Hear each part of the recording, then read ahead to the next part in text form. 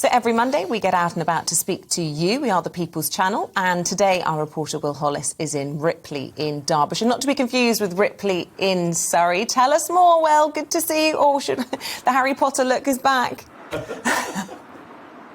Good morning. Do you know what? It's gone down so well on Twitter that I'm just going to keep going with it.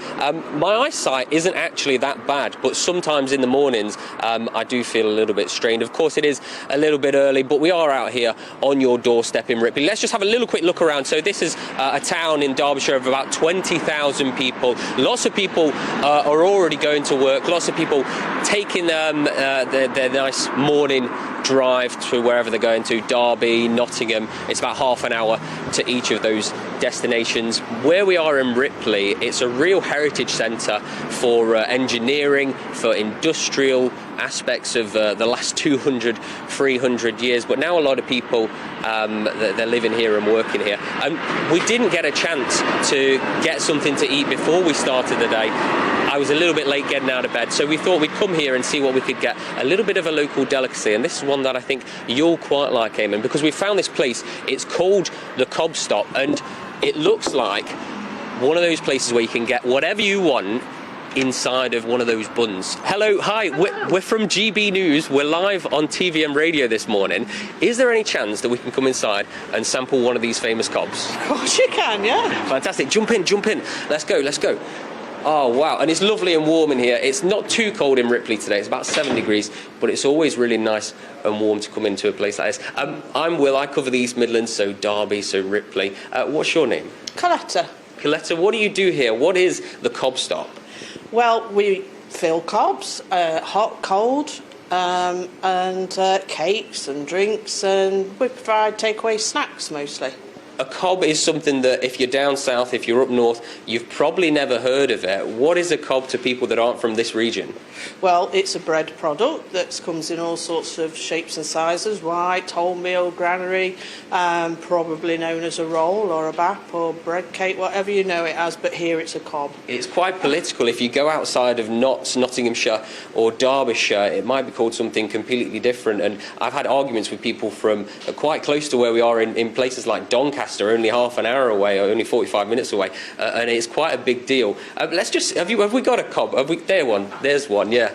So here we go. Eamon, Isabel, that's what a cob looks like. But we aren't just talking about bread products today. There's obviously lots of different things going on in the world of news. The big one at the moment is this Beergate, the potential party, the drinks that Keir Starmer had, and we know that the Prime Minister has already been fined, on the spot fines for his involvement in different parties. How does that feel as somebody that runs a business? Disappointing, very disappointing. You're supposed to lead by example, especially in that kind of position of power, so I think it created a lot of upset.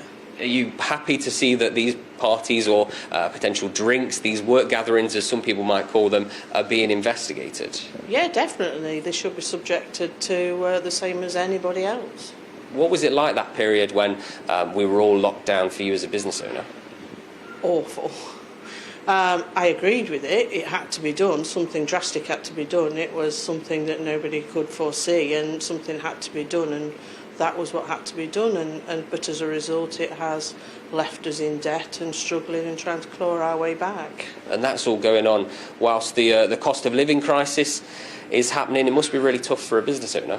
Well, it feels like everything's being thrown at us because we were just starting to claw our way back as lockdown was lifted and people were starting to come out again. We were getting more custom, and then cost of living. And particularly for us, it's been more like the food side, obviously, because that's where we look. There's shortages of lettuce, of all things. People are wondering why there's no lettuces.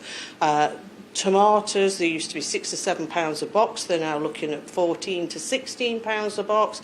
And this all obviously has a knock-on effect for us and the consumers. I think from some of the places that I've been to in Ripley while I've been looking into these kinds of stories, sugar is something that you can't get hold of. Are you finding that there's certain things that you just can't get? Yeah, well, like lettuce especially.